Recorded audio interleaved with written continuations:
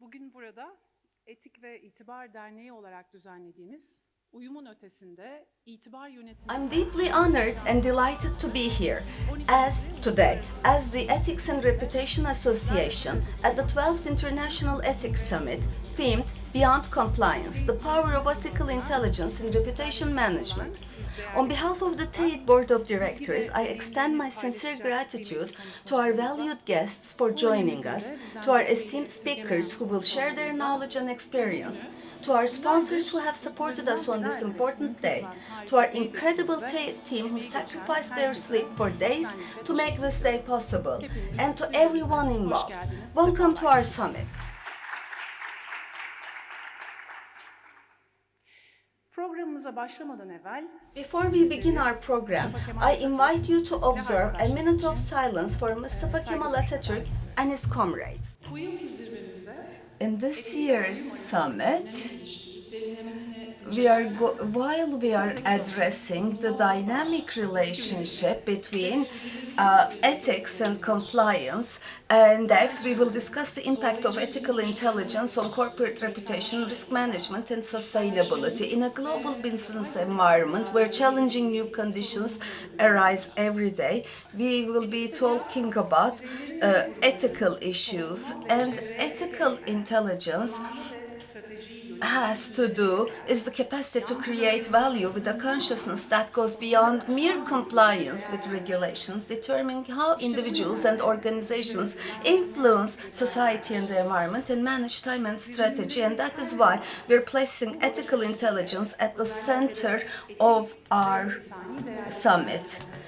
And this has been selected by placing ethics and humanitarian values, including ethical intelligence.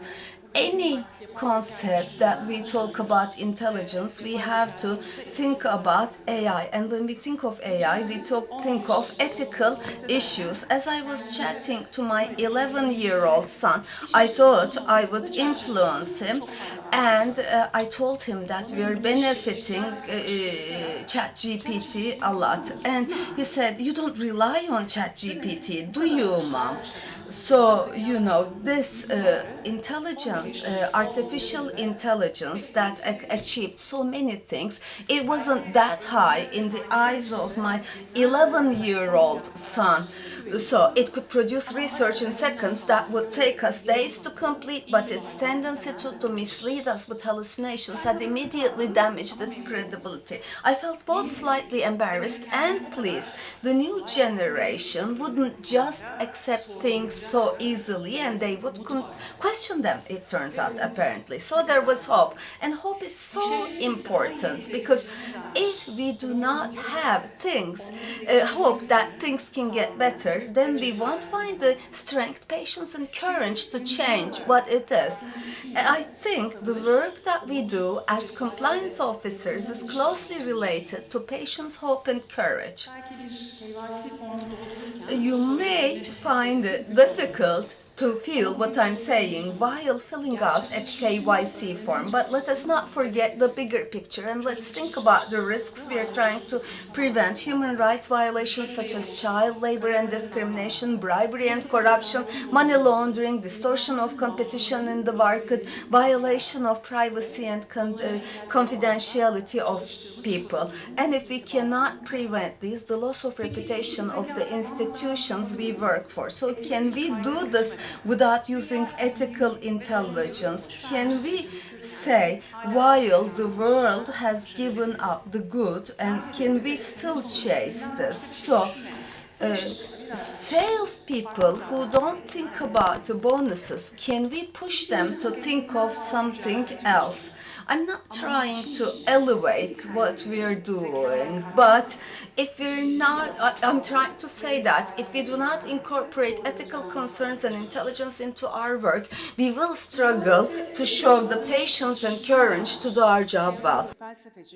I found theologian and philosopher Paul Tillich's perspective on the relationship between courage and ethical behavior very meaningful and enlightening, and I would like to share it with you. This thinker who fled Nazi Germany says that the concept of courage to be is an ethical behavior, an effort to remain true to one's essence, and that it consists of two sub-concepts. The first is courage to be in spite of, acting, being courageous despite everything.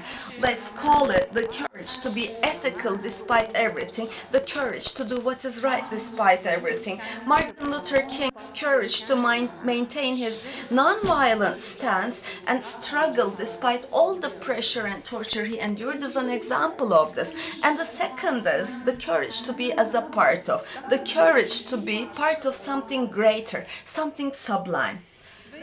And these two concepts are not only, Tillich says that these two concepts are necessary not only for a political movement, but also for any group of people who come together for a good cause. And I think he's absolutely right. Yes, perhaps today some world leaders almost praise corruption.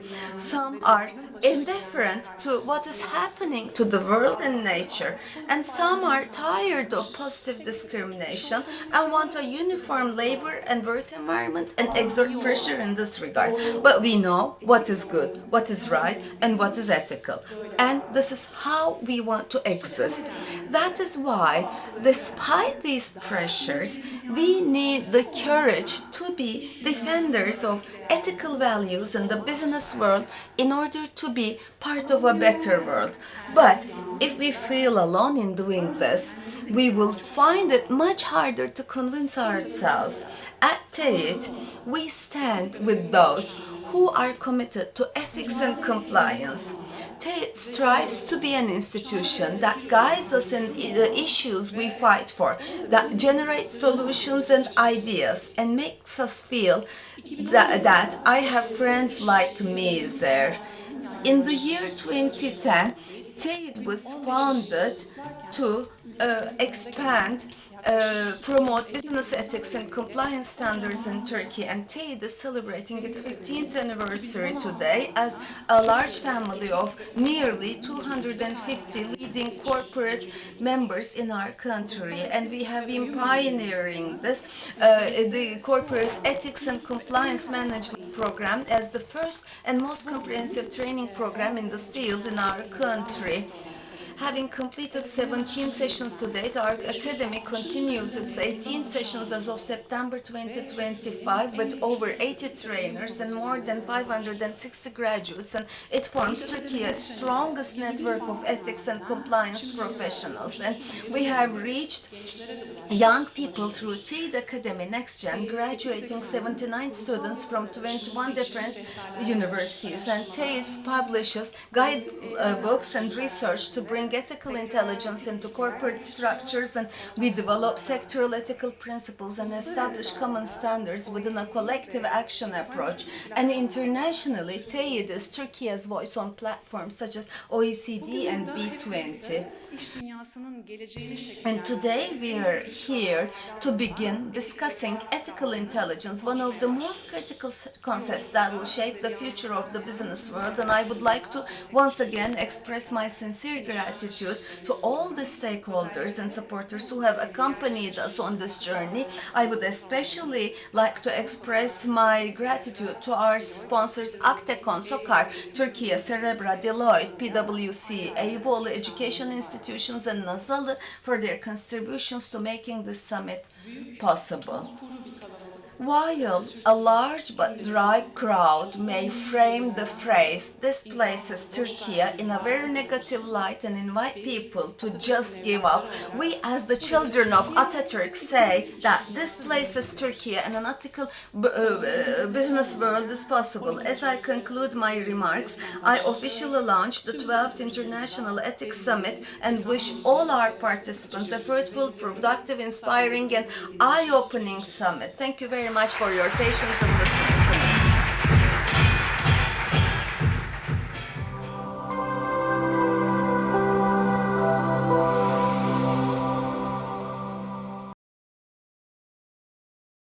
In Turkey, as you all know, there is not actively implemented legal regulation with AI. It's at the draft process right now. There is a commission preparing for establishing it, which is in line with EU. Well, this is nourished by data. Data-related regulations are related to AI. We could say this, as you have mentioned before, and there comes GDPR. And basically, there are some basic laws. For example, it could act like an employee. Yes, employees on the HR management. Well, employees might wonder whether an AI policy has been created in their working environment. Which employee, how they are using AI in what conditions? Well, for example, it could be about retailing sector or health sector or educational sector, consultancy service sector, our business partners and our customers. Reputation and the protection of their rights are very crucial. First and foremost, GDPR is very crucial. We are liable to bound by GDPR rules, and we are also bound with the contracts that we undersign with them. We are responsible to our business partners, customers, clients, and currently there is the law of obligations. The framework is already drawn. For example, an employee, because of its mistake, if there comes a damage, well, one of the basic regulations stipulates that there should be perfect liability of the employer. As employers, we are the responsible side, or as on the health sector. If a hospital makes if the hospital administration makes the doctors use AI to put the diagnosis, this is very critical. Maybe we need to check whether doctors fulfill their liabilities by using AI tools. If they are not using it, maybe they will be given a different liability rate. Again, if we have a look at the GDPR, there is this law number 11. If data is processed by automatic systems like AI, data owner, data responsible, well, these are called as entities, corporate entities.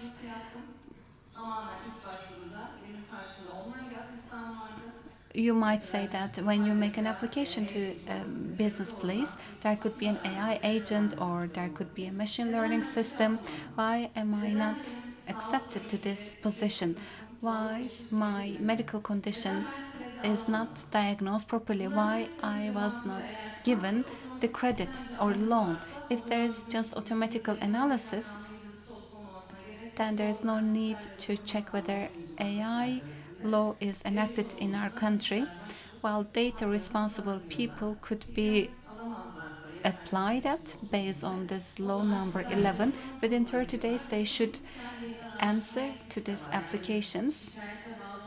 It might not be in line with the complaints, by the way. We could audit these processes. Today, again, sanctions and conformity liabilities should be brought according to all levels of companies. Otherwise, these problems will go on and on. Otherwise, the law cannot be implemented. This is the risk that we are facing. First, I'll take you to the US and bring you back to Europe. All the companies, 80% of the companies that develop the LLMs are there in California, in Silicon Valley.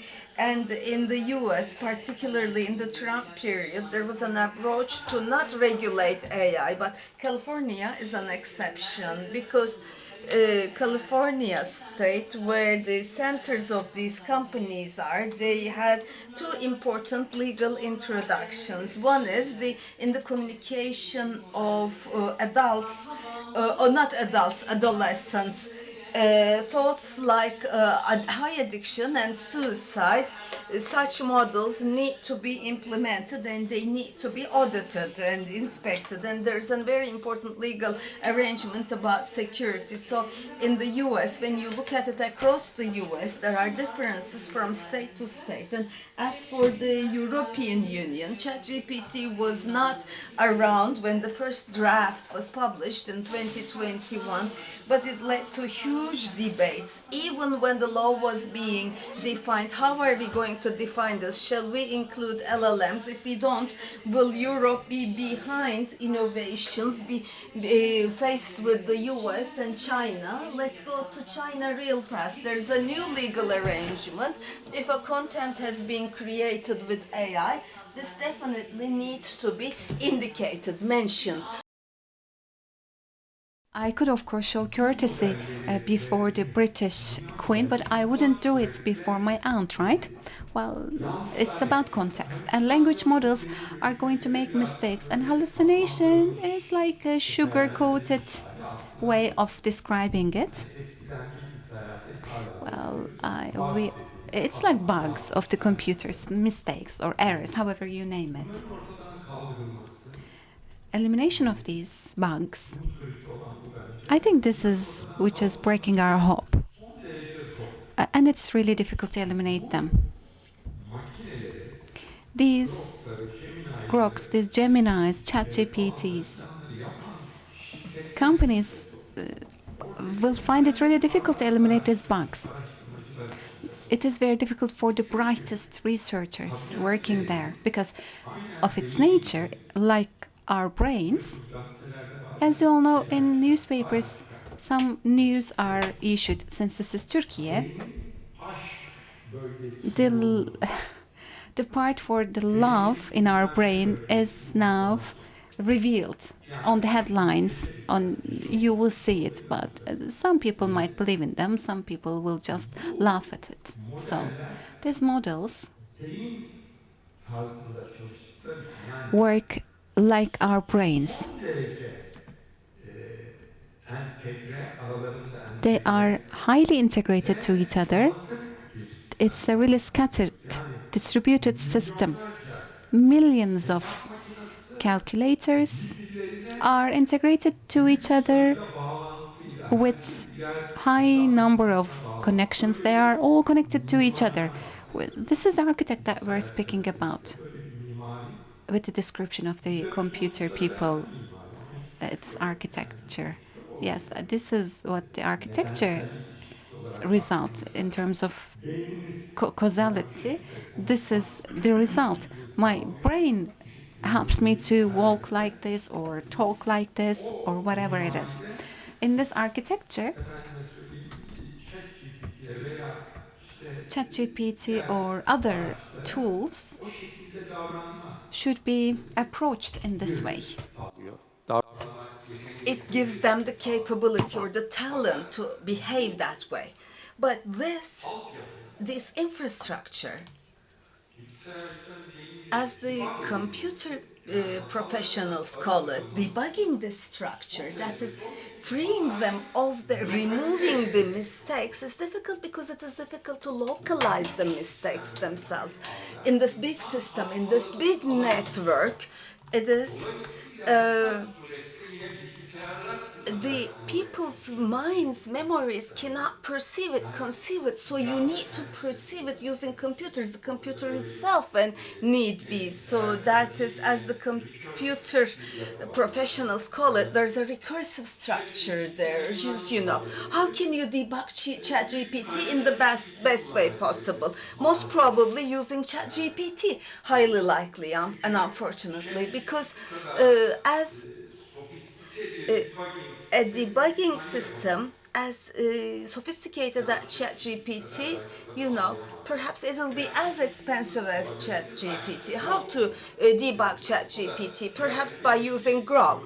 And this is related to my previous comment. So these machines are reality or fact-finding coalitions of sorts for correcting each other's mistakes. And this we're talking about in an ideal world. Why are we talking about AI, and why did we bring AI and ethics together? Now, when we talk about AI, it is in our lives for a long time because it emerged 70 years ago. And for a long time now, in different areas, it is being used effectively in banking, by telecom operators, decision support systems. But something else happened 3 years ago. And It wasn't even corporate, you know, it touched the end user with ChatGPT. So everyone's got a very different level and dimension of AI, and that is at the fingertips of everyone. You know, we will discuss the pros and cons on it, but all of a sudden, everyone's perspective on AI changed. So this is no longer an institutional, corporate, or an academic debate, but it is rather it is inside the daily lives of human beings, individuals, and it is in our day we can associate it with our daily lives. And we will be talking about this.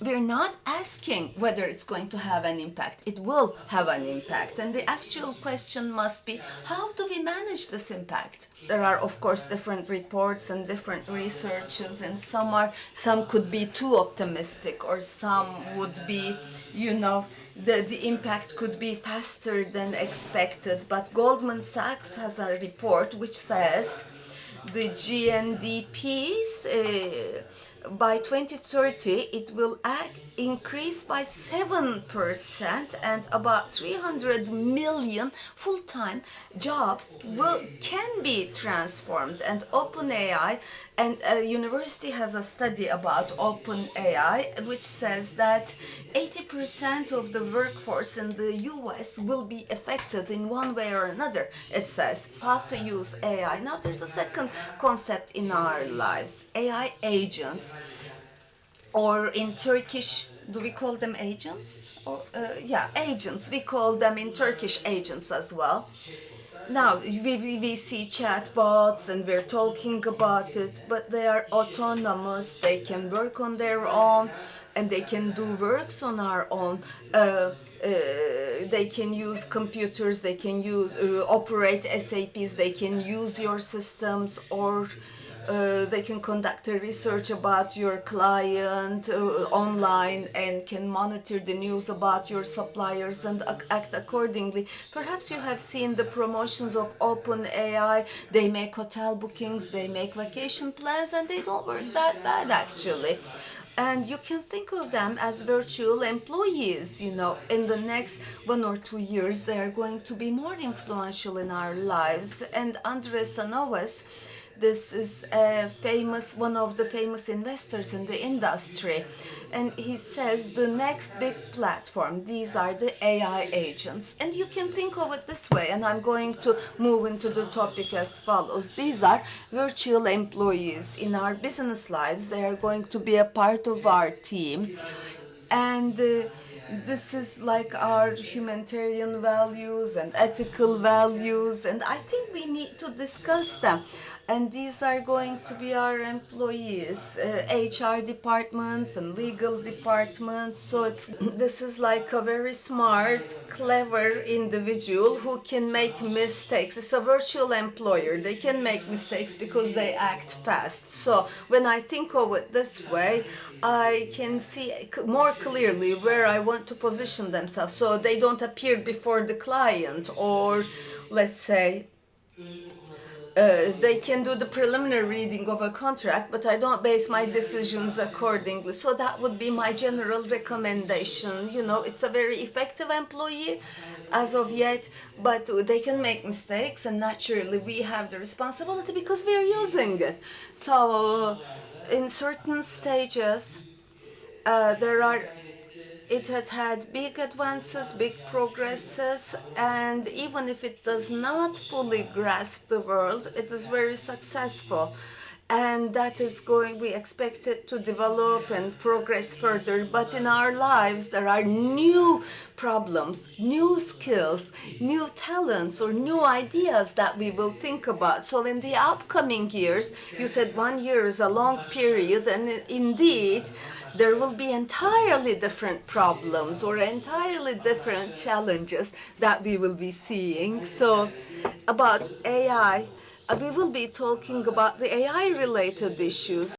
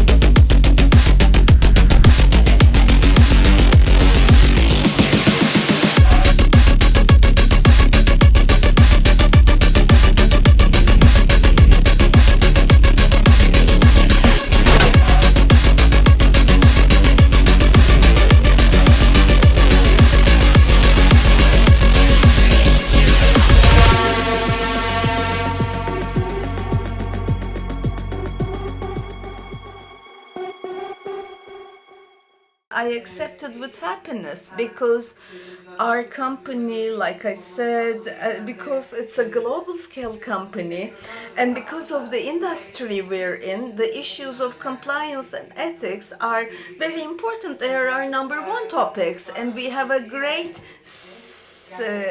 saying, ethics in business is the business of everyone. You know, everyone is the leader of work ethics. This is how we should work, because mistakes taint the reputation of the company, and they can cost the reputation of a company sometimes.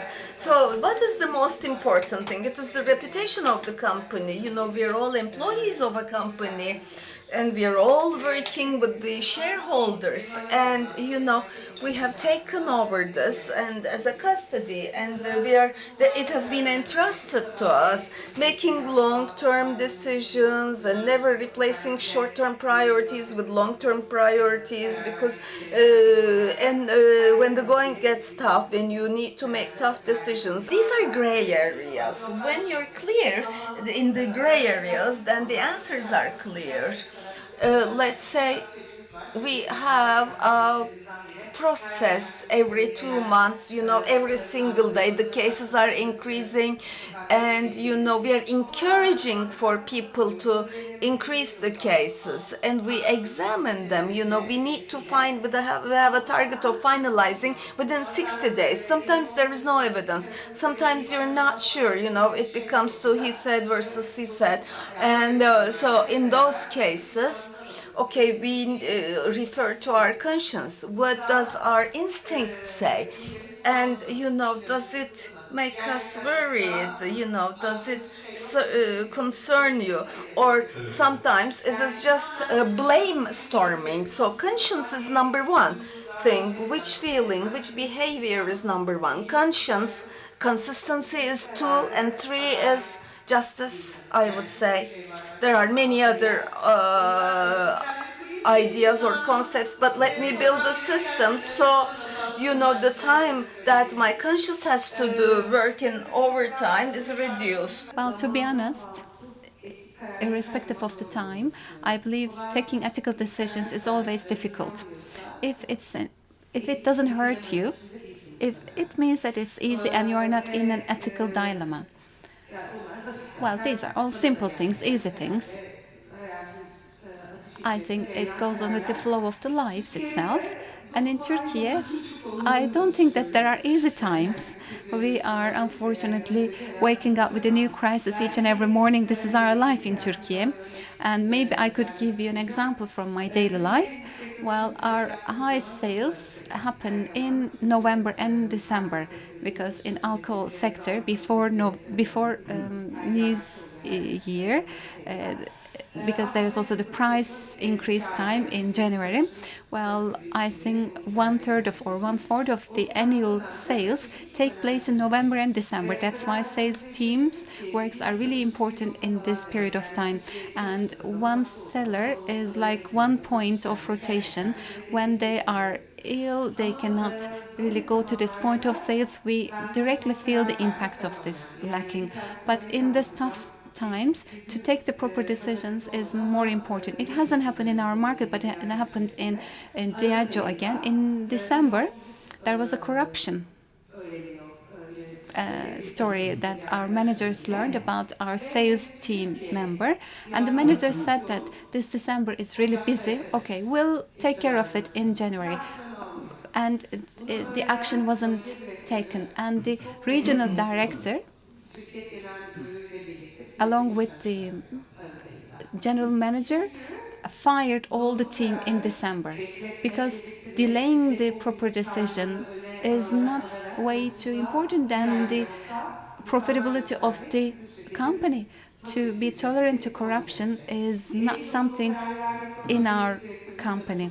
And I'm sure that taking that decision by the regional director hurt that person, because it's very difficult to say goodbye to the other managers, but it's really important that others have seen that correct decision was taken by the managers. And I believe that good leaders reveal themselves in these tough decisions. And during earthquake, first of all, that perception, it's always hard to break perception in whatever sector it is. People tend to work or to think or to act certain way, and it's really hard to change the one's opinion or to break that perception and to build completely new one. So there is always, you are right, there is always this perception. There is maybe sometimes unspoken but always present that state-owned entities are vulnerable to political influence or vulnerable to bribery and corruption. Most of all, it's related to, as state is related to politically exposed persons, and it's always there is such risk, and there is such assumption that state-owned enterprises are vulnerable to those risks, and also vulnerable to conflicts of interest, which is also related in this regard to bribery and corruption risks. So now, I would say in reality, nowadays, in 2025, this perception might not be justified, and sometimes it's not accurate. Because, yeah, again, as it was just mentioned, like the private sector are not like perfect, and there are still those bribery and corruption risks. There are still conflicts of interest in private sectors as well. But still state-owned enterprises, and we for now cannot like in one day change it. State-owned enterprises always are seen through harsh lens. So this perception, I would say, we can start making changes if we go beyond minimum compliance standards. So it's not only you conduct KYC and that's it. I've checked the counterparty, I've checked the transaction, and there is no relation to PEP, that's it. But it's not like this, of course. As I've mentioned before, we have updated our entire compliance system, and first of all, a company has to address in detail conflicts of interest, how such cases are approached, and how the present risks are mitigated and potential risks can be prevented at all.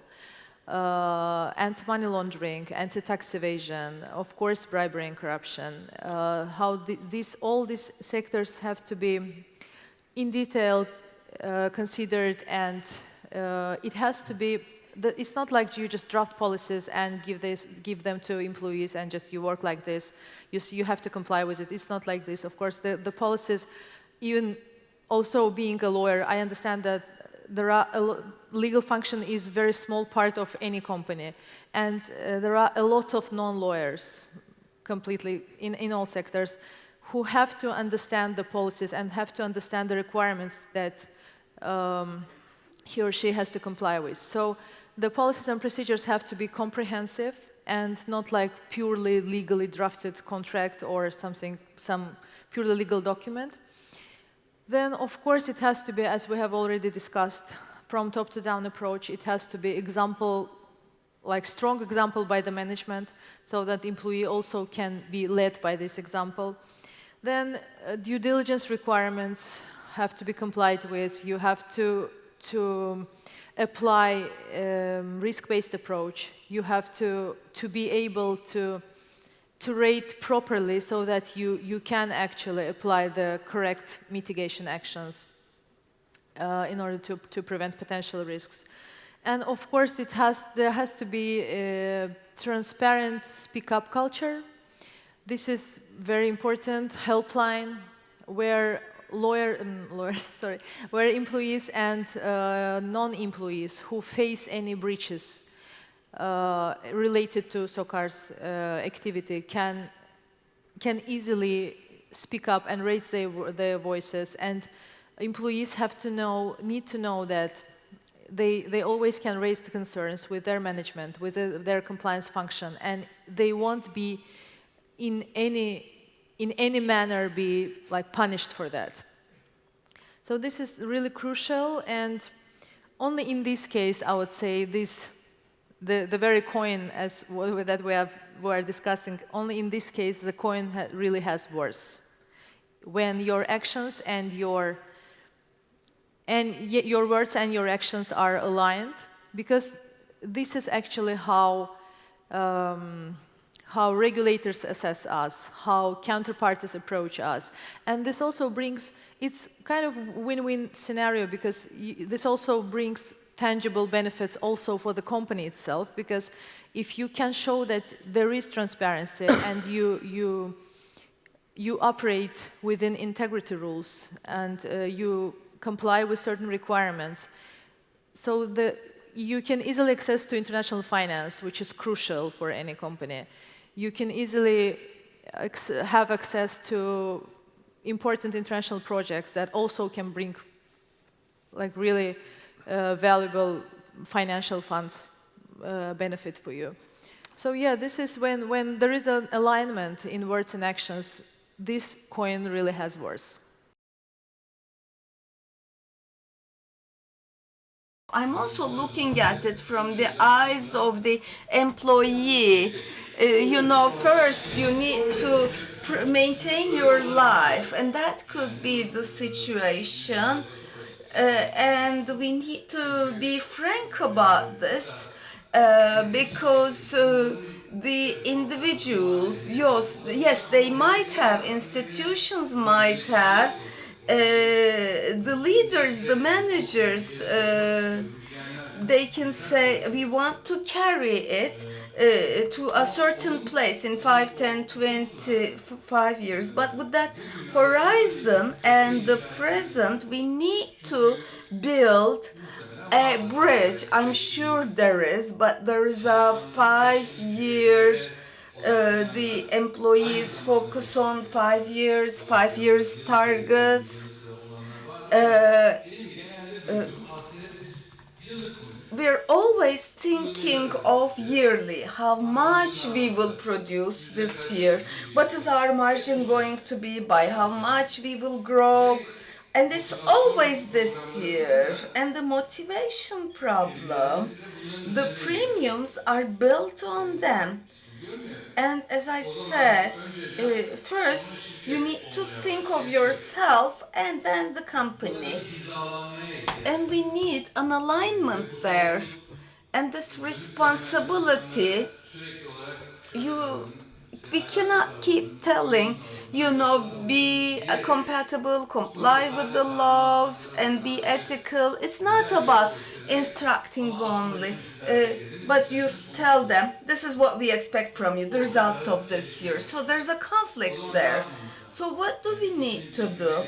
How do you make the two compatible with each other so that the employees, we are always there, so that they can always be interested in this. It's good when we're talking amongst ourselves, but some close the year in December, some in April.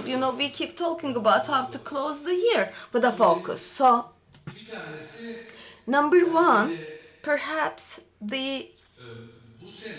this year, what we will, in addition to what we will do this year, where we will come 5 years later. Can we focus individuals on that? And how do we do that? We need to ensure that they want to be here 5 years later. They should see the future where they work at. So they should align their horizon with the company that they are working with, so that at their workplace, 3 years later, 5 years later, 7 years later, they will know that they will exist there, and they will know that their income is going to be firm and strong. So I'm going back and to the company culture, to the human resources and human culture. This is associated with that. So it is only then and there that people display the behaviors that we expect. Biggest power of the companies is their employees, human beings. Well, from time to time, that structure is like the misalignment of a building. If you cannot build the structure properly with correct people. Whatever you produce, whatever you manufacture, products or services, it doesn't matter. You don't have the chance to maximize your purpose, your chance. And I always remember this. It's been 40 years ago, I guess. Well, deceased Sakıp Sabancı, the businessman, he said that a gifted cock cannot be slaughtered because he cannot be eaten and he cannot lay legs as well. Yes, there should not be any gifted cocks, well, roosters, because your biggest capital is human beings. And when you make mistakes, well, we have this perfect digital systems. We have great set of rules, we have great products, but if you have wrong people, no, you cannot do it. It's not going to happen. We were thinking of what the topic should be. We said ethics is a great concept. It looks good on the store window, and you know, it's a cool concept when companies describe themselves as ethical. This is something expected, but in real life, in our decisions, or when the going gets tough, particularly when you're faced with losing money, can we still maintain our ethics? We wanted to address that. I want to make a small comment and give to Fikret. When you look at it from the macro perspective, such ethical related issues, their impact on investment atmosphere and climate. You mentioned about, you know, competition.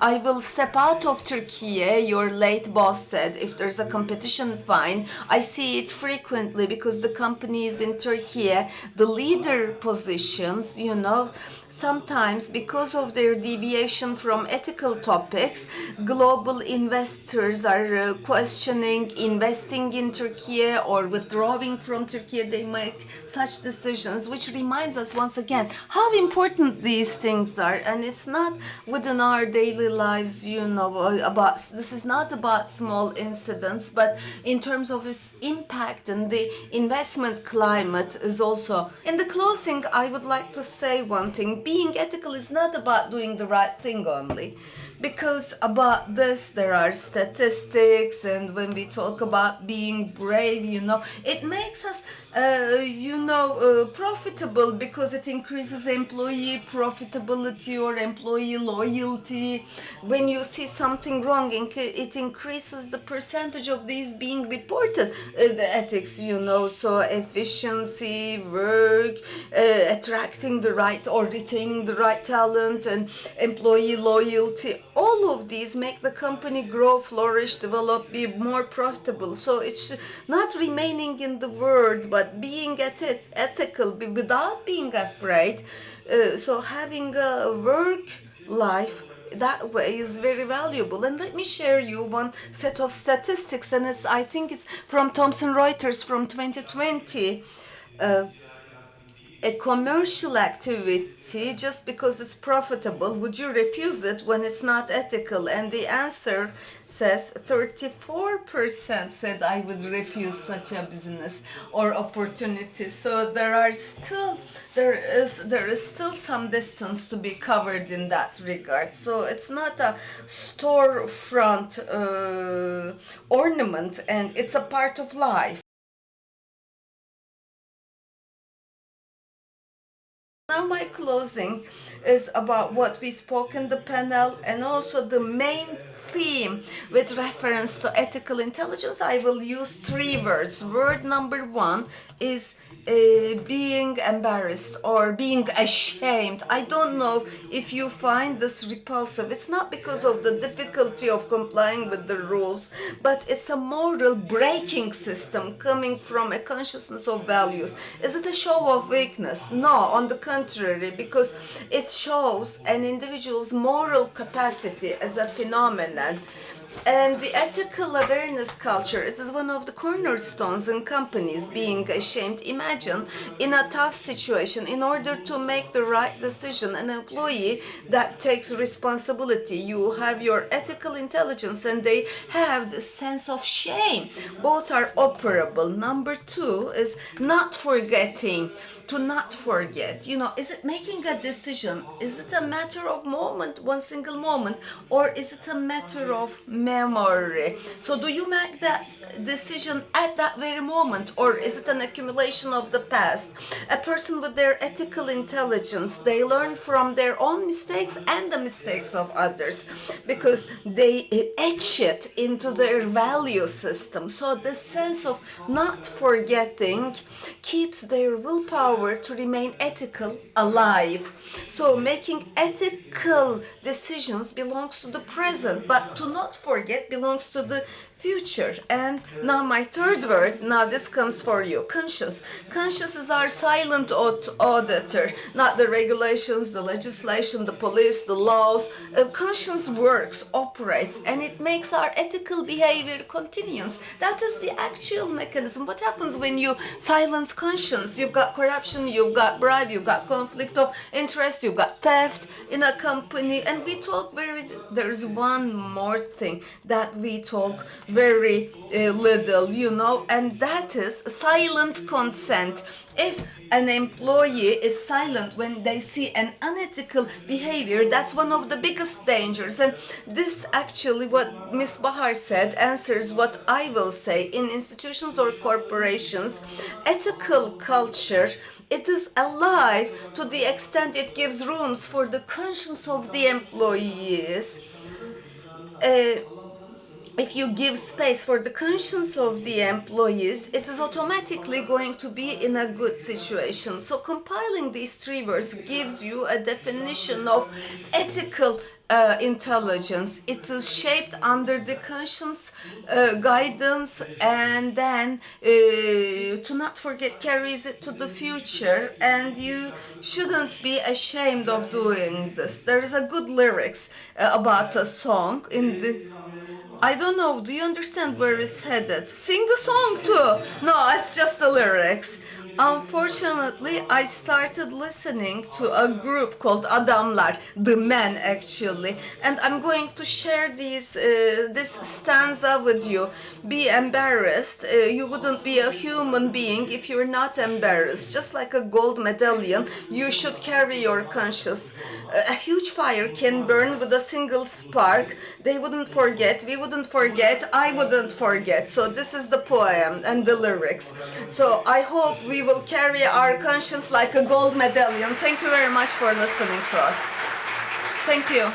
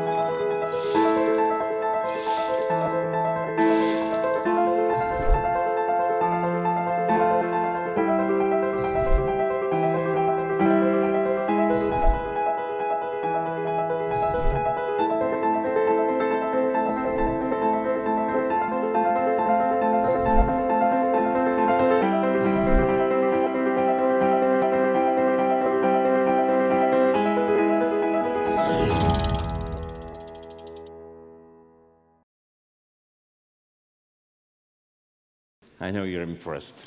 I'm very much impressed. Yeah. Such a big crowd on compliance here in Istanbul is great to see. We will have the crowd.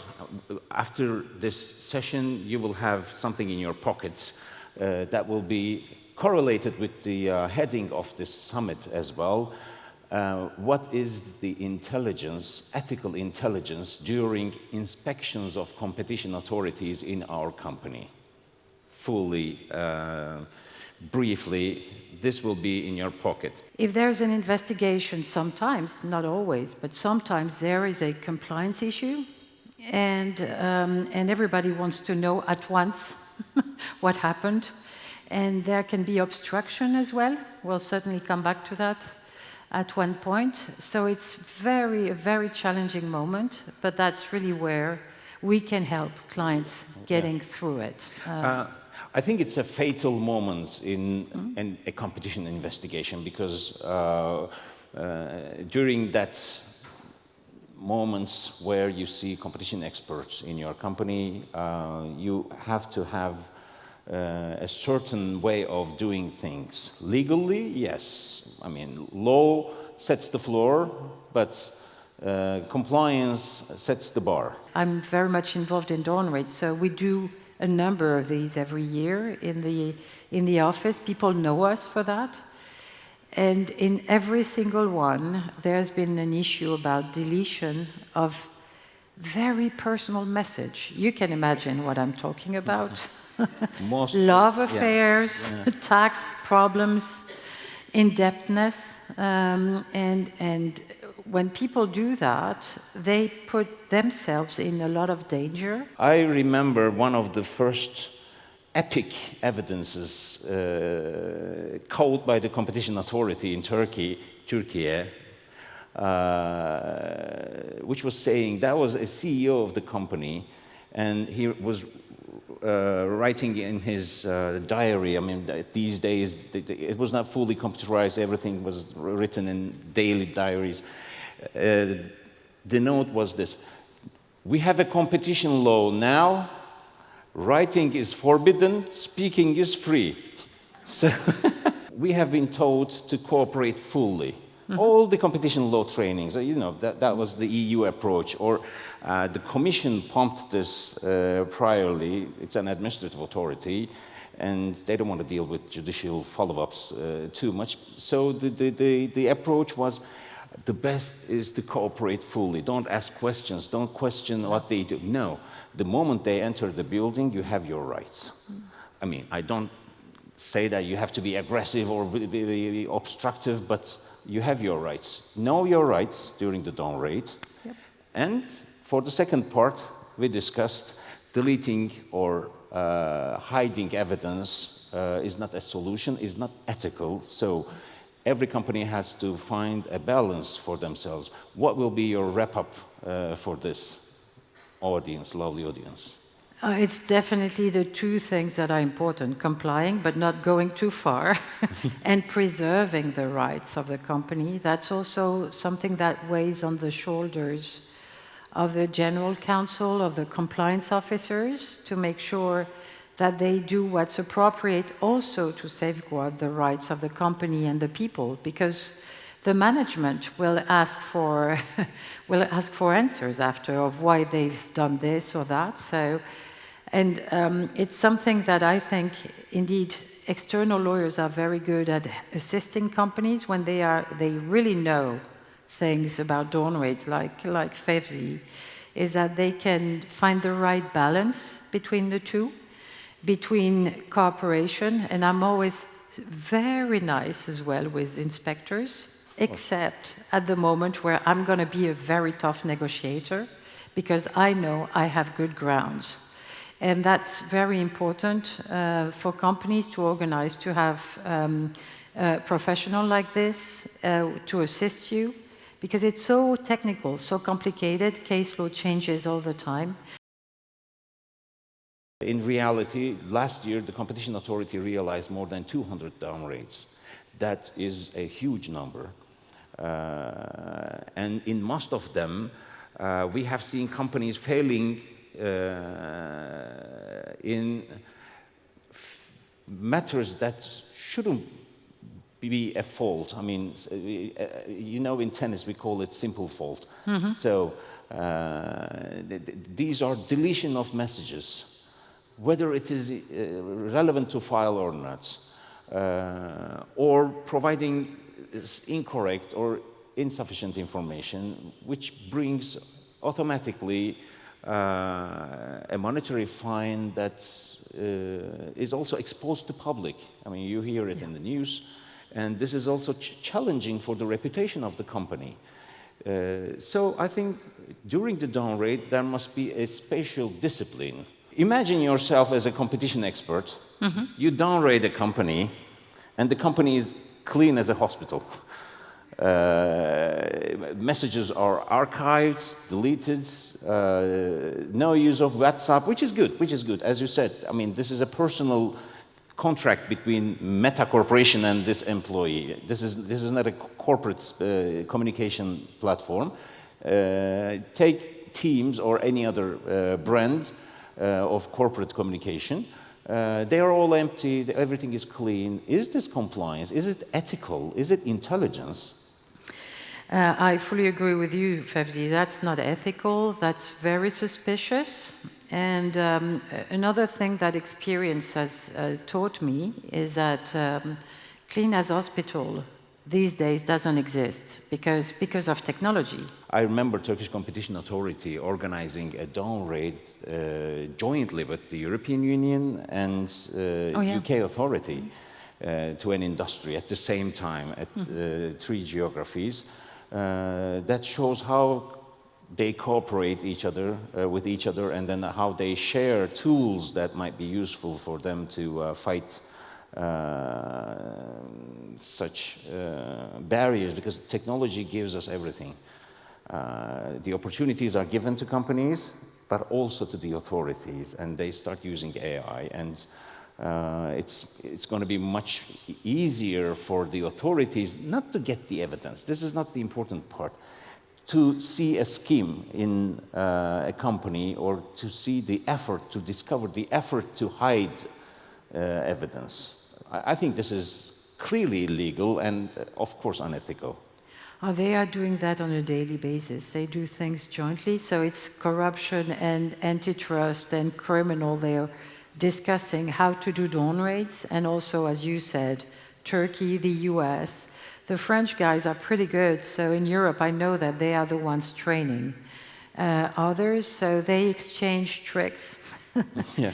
They have what we call the International Competition Network, where they have closed door sessions, which Fevzi and I can't attend because we're lawyers, where they exchange all these tricks. So yeah, it's getting so efficient these days. The approach was, the best is to cooperate fully. Don't ask questions, don't question what they do. No, the moment they enter the building, you have your rights. I mean, I don't say that you have to be aggressive or be obstructive, but you have your rights. Know your rights during the dawn raid. Yep. And for the second part, we discussed deleting or hiding evidence is not a solution, is not ethical. So every company has to find a balance for themselves.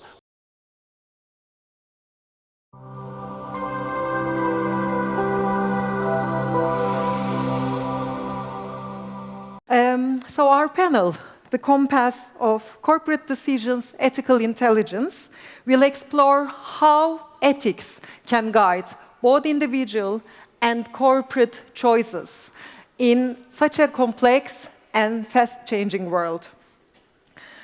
I'm sure you will agree with me that in the morning we listened to very powerful and inspiring speeches.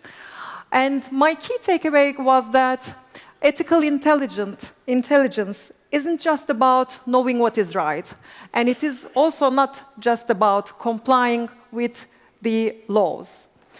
I think it is about ability to recognize, evaluate, and act on the moral dimensions of our decisions, integrating values like empathy, fairness, integrity, responsibility, and responsibility in how we do business every day. And our focus in this panel will move across 3 layers. First, defining what ethical intelligence means in practice, then exploring its role in leadership and decision-making, and finally, we will also discuss how organizations can nurture ethical intelligence for the future.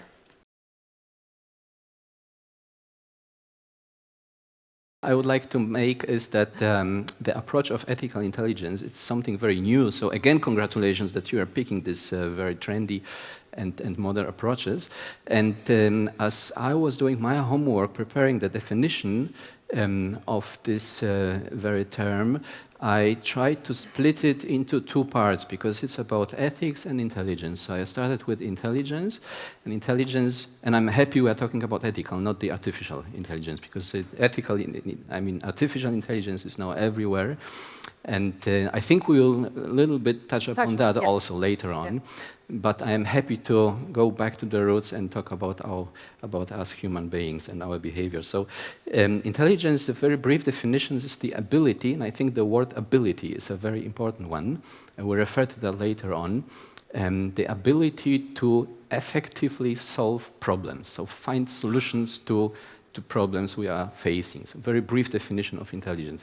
The definition of ethics, we don't really have definition of ethics because ethics is a branch of philosophy. It's like a part of a bigger science which is trying to find out the answer on the question which behaviors of people are wrong or bad, which is resulting us in creating kind of moral vision or maybe moral order or common values in a particular cultural circle.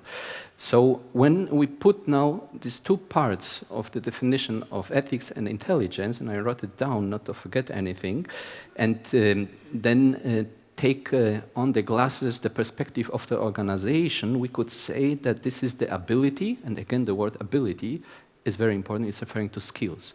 And this is where I will see the difference between the ethical intelligence approach and the integrity approach, but I will focus on that later on. So the ability, the very definition now from the organizational perspective, the ability to consider the effects of one's own actions on other people, society, and the environment, and to act accordingly. This is where my example also starts. So the first example, the first case study is conflict between profit and product safety.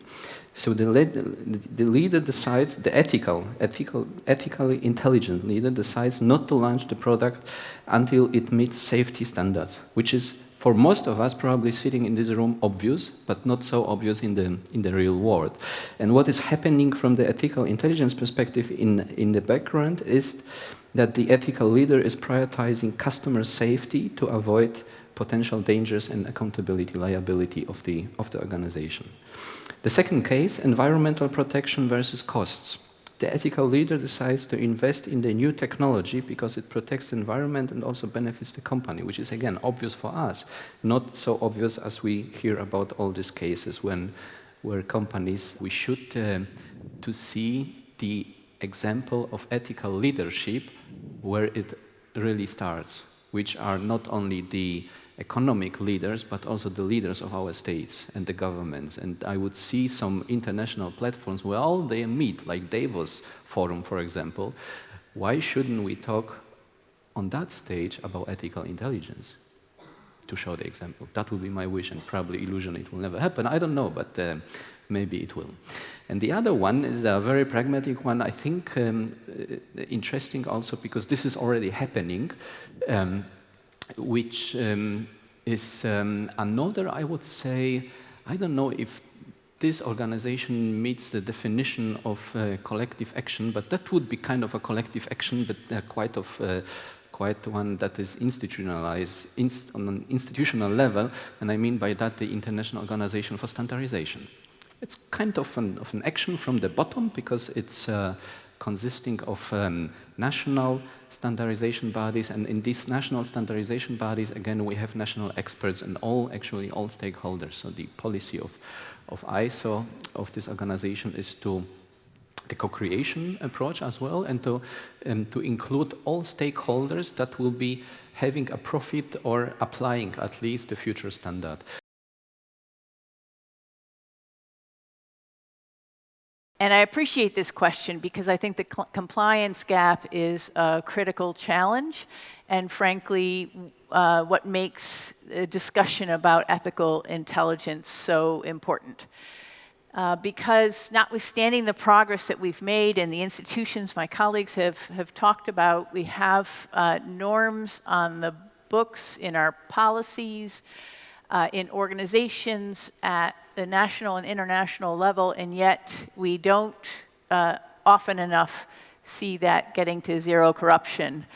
We don't see that translating into behaviors that reflect commitment to integrity. And so what we need to do to close the compliance gap is to translate all those norms into behavior, and to do that across organizations.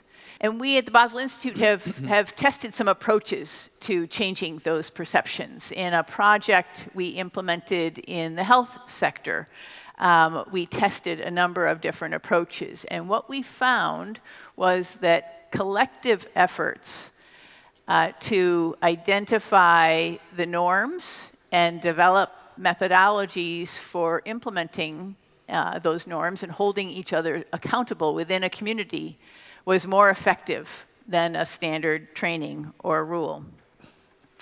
We found that it was important often to start with data that debunks the myth about the prevailing norms in the community. So for example, if you have a survey and data that shows that in fact everybody in the community thinks that paying bribes is inappropriate or unethical, start there and then invite the stakeholders into a co-creation process for identifying the norms that they will hold each other accountable to, and methodologies for communicating those norms and implementing them.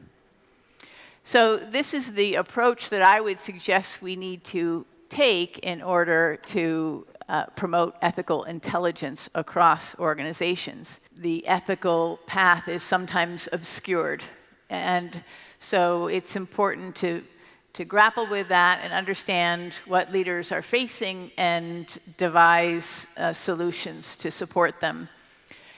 An important starting point in our work on this is always to understand well the operating environment and the pressures that are being felt by leaders in these contexts, so that we can then devise effective responses. Too often we jump right into an intervention or a compliance program without really understanding the pressures that are in play, and then we miss the mark. So starting with that evaluation is critical. Really leading with ethical intelligence and ensuring that approach permeates our organizations requires buy-in across organizations and across the broader community and our industries and beyond. And here, again, as I mentioned earlier, I think collective action approaches have some valuable tools and strategies to bring to bear. By definition, collective action is a multi-stakeholder approach, bringing together diverse stakeholders to raise awareness of the corruption challenges, identify solutions, build trust in those solutions and a collective approach, and then hold each other accountable. And with intentionality and informed by a deep understanding of the context in which the collective action is being implemented, these efforts can and should engage a wide set of stakeholders, both within organizations and across our communities. While collective action is generally private sector led, the most successful initiatives that we see are those that also engage the government and civil society, and these additional actors can, in important ways, identify and solve solutions, incentivize the private sector to come to the table and ensure accountability.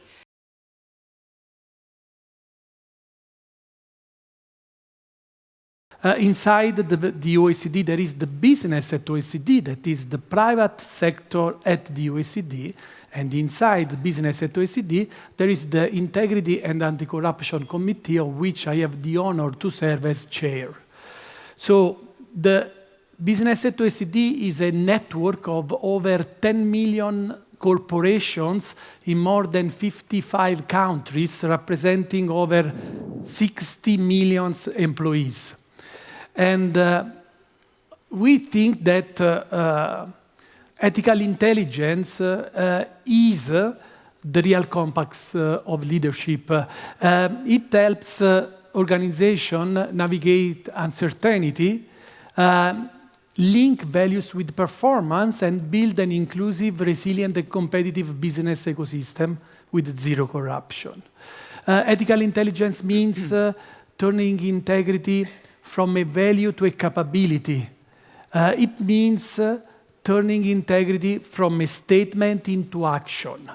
And it is about making ethics part of every decision and making decisions sustainable, credible, and human. So, because it's how leadership builds trust. In other terms, corporations should develop a long-term vision which considers both planet challenges and opportunities. This means that the profit generated outside ethical boundaries cannot be considered as a profit anymore. This means that there is no trade-off between performance and compliance, results and rules, business and values. From the compliance footprint, the example, I can summarize it with the good governance equation. So starting from the industrial plan guidelines, P stands for performance, is function of IRQ. So in the I, we have the 4 ability that Bart said before, because I stands for integrity, but include the capability to put in place a responsible conduct. R probably could be Bart, the 5th ability, that is the ability to make things happen, that stands for resilience, and Q for quality and passion for excellence. Now, these 3 pillars, we can translate them into corporate governance, translating integrity in business integrity model, 2 keywords, responsibility and awareness. And here means that I follow the rules, not because I have to do it, but because I believe that it's right. So imagine that you are driving fast, in a hurry, and ahead of you there is a red light and an empty street, no crossing roads. What do? Perceived risk is 0. Do you stop or you keep going? What do? Who will stop? All the compliance managers. Impressive. If there is a CEO here, so this is the biggest dilemma today, because the world and the context is so complex that you cannot stop with the red light in an empty street. This is what my CEO used to say. Say, why? I was a risk and compliance officer of several M&Es, and the CEO used to call me and say, why? Why the business should stop here? I have to reach my target.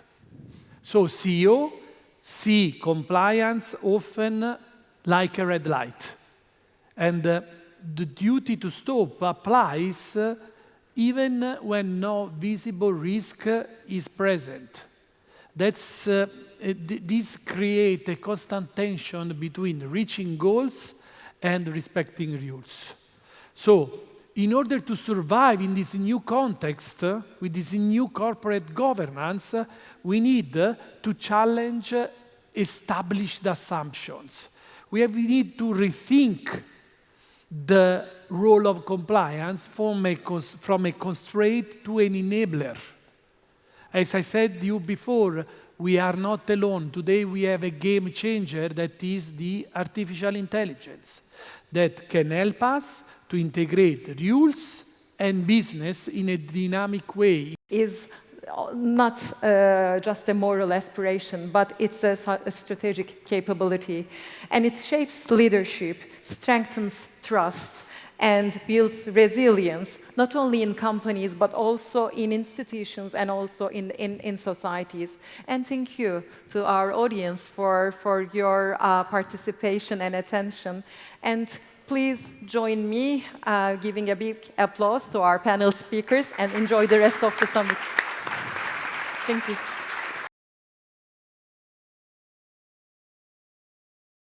For sure, AI is going to be a massive help in monitoring behaviors and teasing out potential systemic weaknesses.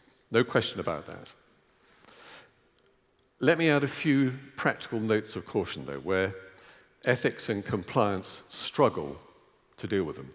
Interestingly, they almost coincide exactly with the 4 points that my colleague from Germany mentioned too. Let me just go through them. So this is just from my experience. Compliance functions find it quite hard to get at some of these places, and therein lies the obvious risk, because compliance failures cost money.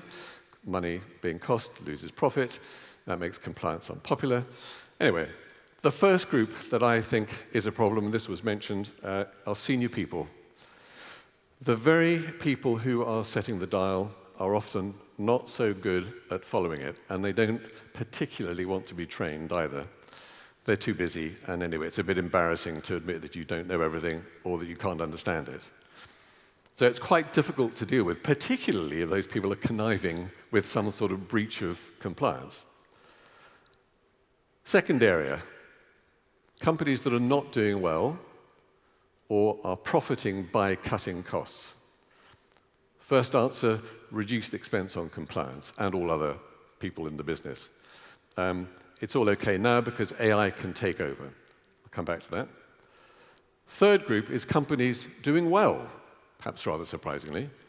Companies doing well don't upset the profit makers. They may bend the rules a little bit, but don't upset the profit makers. Fourth thing, they do things differently over there. It will be interesting to see the impact of the FCPA. What is it? Is it dead, or is it just resting? I think it's just resting. But it has thrown a bit of a spanner in the works for us. So in professional services and financial services, there is a history of turning a blind eye to breaches, because self-interest and self-protection are very, very powerful motives. A person making super profits is just too important to upset, and we just have to overlook the problem. And then the issue is you get too deep into the problem before somebody steps in.